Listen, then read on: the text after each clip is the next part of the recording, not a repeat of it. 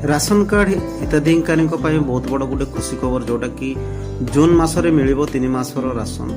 तो कौन रही फ्रेंड संपूर्ण डिटेल्स मुझे आपको वीडियो माध्यम जनइबी। वीडियो रे नुआ कर आसी चैनल को लाइक करदे और वीडियोटी भल लगे चैनल को सब्सक्राइब करदे। तेज चलतु संपूर्ण खबर जाना। वर्षा एवं यह जो उपजुवा समस्या को दृष्टि रखी सरकार जून मसरे अगस्त पर्यंत 3 मास राशन कार्डधारी को खाद्य शस्य देवाकू निष्पत्ति नहीं।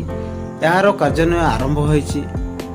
महाराष्ट्र में प्रथम थर देवेंद्र फडणवीस सरकार एपरी निष्पत्ति नहीं जहाद्वारा वर्षा ऋतु लोक मैंने राशन शस्य पाइबार कौन असुविधा सम्मुखीन न हुंतु। राशन दुकानी रे भिड़ जमीबा वर्षा ऋतु में वर्षा जो अनेक गाँ पानी रे बुड़ी जाए जहाँफल बहुत असुविधा हुए एवं सेठारे राशन पहुंची पारे नहीं। तेणु सरकार यही योजना आरंभ करिसंती एवं जून मासरे यही समस्त को 3 मासरे राशन देवाकू विज्ञप्ति जारी करिसंती।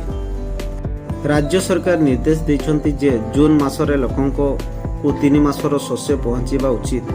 बहुत भिड़ हेउछि एवं राशन दुकान गुड़िकरे लंबा धाड़ी देखा जाउछि।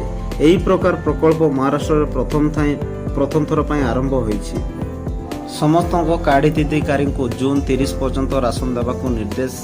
राशन दुकानी माने कहिसंती जे सकाळ ठारो आरंभ जोड़ा राशन दुकानी भिड़ जमीबार लगी। जातीय खाद्य सुरक्षा योजना अधीन हिताधिकारी को समय सीमार शस्य जगाइबा पई अगस्त पर्यंत शस्यर आगुआ जगाण एवं जून 30 सुधा यार बंटन शेष करने को निर्देश दि जाइछि। लोकंक मध्य बहुत उत्साह देखा जाइछि।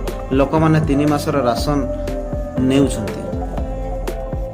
लोक माने एका संगरे 3 मासर राशन पाई बहुत खुशी अछंती। दुकानी माने कहिसंती जे लोक माने सरकार को योजना को बहुत प्रशंसा करिसंती। वर्षा ऋतुर बहुत संकट देखा जाइଥାଏ, सबुठी पानी जमी थाए किंतु सरकार एका संगरे 3 मासर राशन देबा पाई एक योजना आरंभ करछंती एवं यह बहुत प्रशंसनीय जोड़ा लोक माने बहुत वर्ष धरी राशन नेउछंती किंतु सेमानको जीवन में प्रथम थर पाई एका संगरे 3 मासर राशन दिया जाउछि। तो फ्रेंड जानी पारले जो बहुत शीघ्र जोटा कि आम ओडिसा रे भी बहुत शीघ्र 3 मासर राशन आपण माने पाई परिबे।